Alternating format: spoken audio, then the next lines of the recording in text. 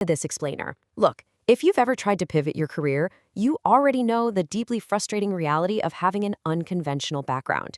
You've got the skills, you absolutely have the drive, but when you step back and look at your own work history, well, it just doesn't fit neatly into those predefined boxes that employers are always looking for. So today, we're going to explore a very specific tool that actually gives your resume a voice and gives your application a real reason to exist. Okay, let's dive right in and tackle the agonizing problem right up front. Why do recruiters just ignore your resume? The harsh truth here is that without predefined context, a nonlinear resume is literally just confusing noise to a busy recruiter. Think about it.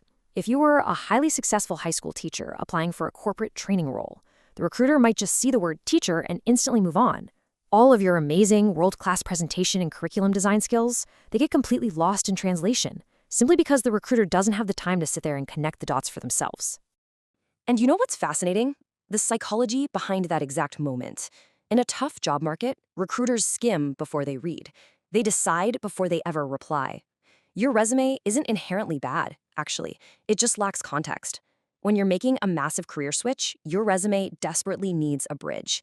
It needs something to connect your unconventional, non-linear past with the recruiter's immediate and highly specific expectations. Which brings us to Section 1, the resume black hole and the hidden bridge. To build that bridge and bypass that dreaded black hole, it turns out we can use a highly specific and honestly often misunderstood tool called the letter of introduction. This is the solution that gives you back your agency. It's a brief, highly focused document that introduces you professionally. It establishes exactly who you are, what domain you're interested in, connects your background to the opportunity, and most importantly, it invites a conversation. Now, to be clear, it is not your resume. It absolutely does not just list everything you've ever done, and it is entirely different from a standard cover letter. The core difference here really boils down to proactive versus reactive outreach, and this is a massive point of confusion for a lot of job seekers. A cover letter is traditionally reactive, right? It answers the question, why am I right for this specific job posting, by perfectly matching bullet points from a job description. But a letter of introduction, that is proactive. It answers the question, why should you pay attention to my unique profile? It focuses entirely on framing your professional story. The introduction letter is basically your secret weapon for initiating contact. Think cold outreach or networking, and establishing your unique narrative before a formal interview even enters the picture. All right, let's move to Section 2, the 4 core elements. Now that we know exactly what it is and what it isn't, how do we actually build this thing so your application feels highly intentional and not just like another transactional spammy email in a recruiter's inbox? Well, these 4 steps are the foundation of your bridge. First up, a clear opening that sets the context. Avoid vague enthusiasm here. Specificity is what builds trust. Second, a focused professional snapshot. You're shifting the focus away from sheer volume and instead highlighting just 1 or 2 strengths that are incredibly relevant to the new role. Third, a reason for reaching out. You gotta answer the silent question of why me and why right now. And finally, a soft professional close. Instead of demanding a formal interview, you simply invite a low-pressure, 10-minute exploratory conversation. Let's see how this works in practice with Section 3, reframing your career switch.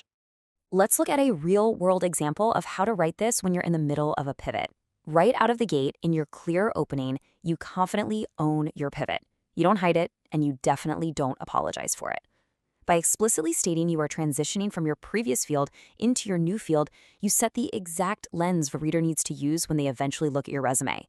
You are literally telling them, look, I know my background looks a little different, and here's exactly why. Now, notice the energetic contrast here. This specific phrasing, this is the actual bridge. You acknowledge where you started, sure, but you instantly pivot the reader's attention to your recent intentional skill building. Maybe that's mastering a new learning management system or completing an adult education certification. You are successfully reframing your unconventional past into a deliberate step toward your new future. You're showing them that your pivot isn't just some random jump, it's highly calculated and backed by new, totally relevant skills. This strategy works like absolute magic because it provides total clarity instead of just more noise.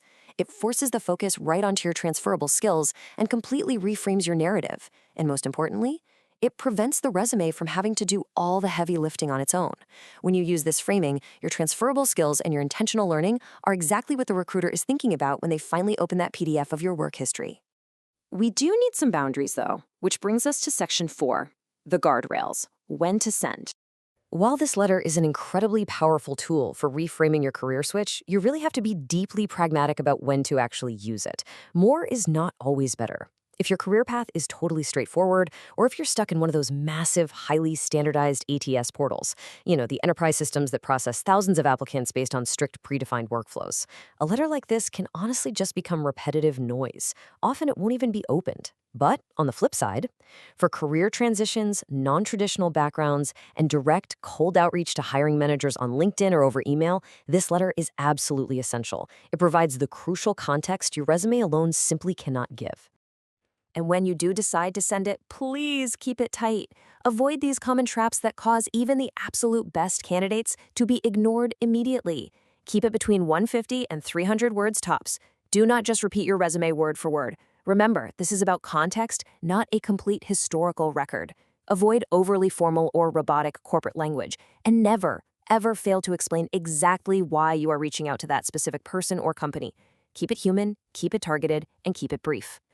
Ultimately, the biggest thing you should take away from this explainer is that the letter is not meant to impress people with overwhelming complexity. Don't overthink it. Treat it as a short, professional conversation starter. Its absolute only job is to make the reader curious enough to want more context from your resume. When written thoughtfully, it basically transforms you from a confusing collection of past job titles into a highly compelling candidate with a unique, valuable perspective. Armed with this framework, you can highlight those transferable skills and reframe your unconventional experience as a massive strength. The next move in your career pivot is entirely in your hands.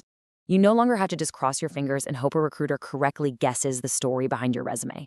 So, looking at your own target companies and your own incredibly unique background, how will you start your next professional conversation?